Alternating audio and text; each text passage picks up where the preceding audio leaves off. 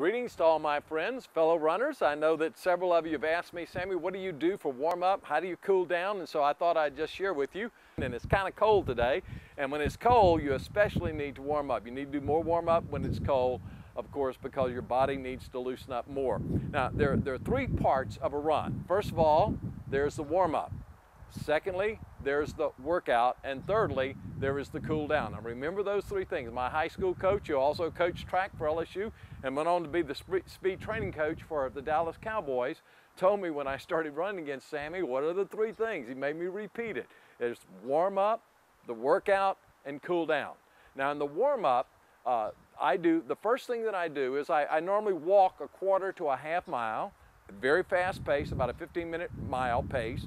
I walk and then I jog for a quarter to a half mile. So I put in about a mile worth of walking, jogging, just to get my body warmed up, to get my heart pumping and everything going. And then once I've done that, I do some strides. Now often what I will do is I'll do part of my stretching before the strides and part of the stretching after the strides.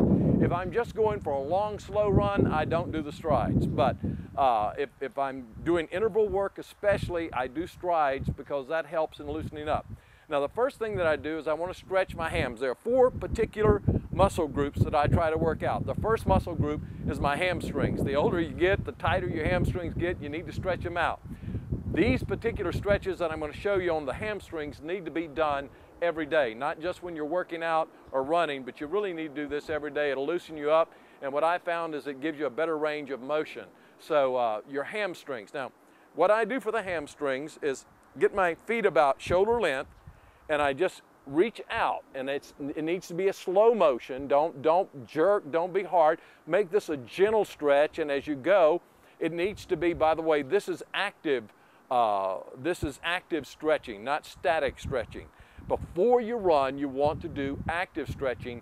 After you run, you want to do static stretching. Active stretching has some movement to it, but you want to do it slowly and gently and just kind of begin to loosen yourself up. The first thing I do is keep your back straight, just reach out, come up. I do this about 15 times, going down. Each time you'll find it'll get a little further out, and I'll go down. Come back up, keeping your back straight, just reaching out, coming back up. As you see, I'm going down slowly and I'm coming up slowly. It's not a fast motion, it's just a slow motion, going down, coming up, keeping your back straight. Now it's important that your back stays straight, because if you're humped over like this, you're really not stretching those hams. It's when your back is straight that it stretches out the back of those hamstrings. After you've done that for about 15 times, that's going to loosen those hamstrings up more. Now then we're going to go into a little bit more difficult stretch. When I first started doing this, I couldn't do it, and don't worry about that if you can't do it, but just do what you can. Don't go real tight on this thing, just real simple, real gentle. You don't want to hurt yourself, you don't want to pull something when you're trying to stretch and keeping from pulling a muscle. So what you do is you bend down, you grab your toes, you go down as far as you can, and then you come back up like such. 1, 2, 3. Now, as you can see, I'm coming all the way back up. When I first started doing this, and I first started stretching, I'd go down like this, and I'd come, and I could only get to about right there, and that's what I did. And so don't try to do it if you can't do it. Just go where it feels it's giving you a good stretch. And then as time went by, I got to where I could stretch out all the way like that. So just be careful, take it slow. Don't do it real fast to try to go more than you can. So that will stretch your hamstrings. Practice that every single day, and just do 15 of the reaching out and 10 of the going down to your feet and coming forth up. Now the second thing that I do is my quads. When you stretch the back, you need to stretch the front. So the quads, what I do, it's a typical thing you've seen a lot of runners do, but I grab my foot like such, I bring it back. It used to be, when I first started this, my foot was way out here because I couldn't get it to my tail, but now I'm able to do that. So what I do is I just kind of gently let it go back.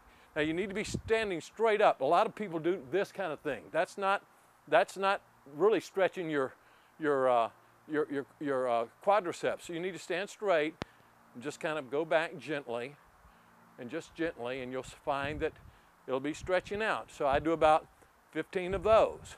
I do it on each leg, not only my left leg, but I come back and I do it on my right leg here, and I just gently stretch that. Do about 15 of those, and that just stretches those out. Then, once I've done that, I may do strides and then come back and do the final two.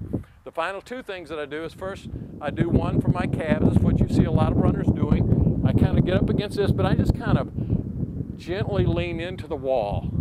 And you'll see that sort of stretches and pulls that out. I don't do it where it's so tight that it hurts, but I'm just gently, slowly stretching that out.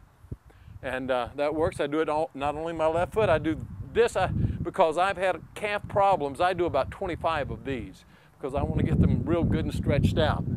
And I'll do both sides, 25 of this against some kind of solid post, wall, lamp post, or something like that that will hold me, and I'll do that. So that stretches back here down to my Achilles up to the back of my knee. So that's what I do for that. And then there's one last stretch that I do before I actually start running. It's a fourth stretch, and I do about 15 of these, and that is a groin stretch with my feet out, one foot pointing, and I'm going back into kind of a sitting position, and I just kind of bounce very, very lightly, very lightly.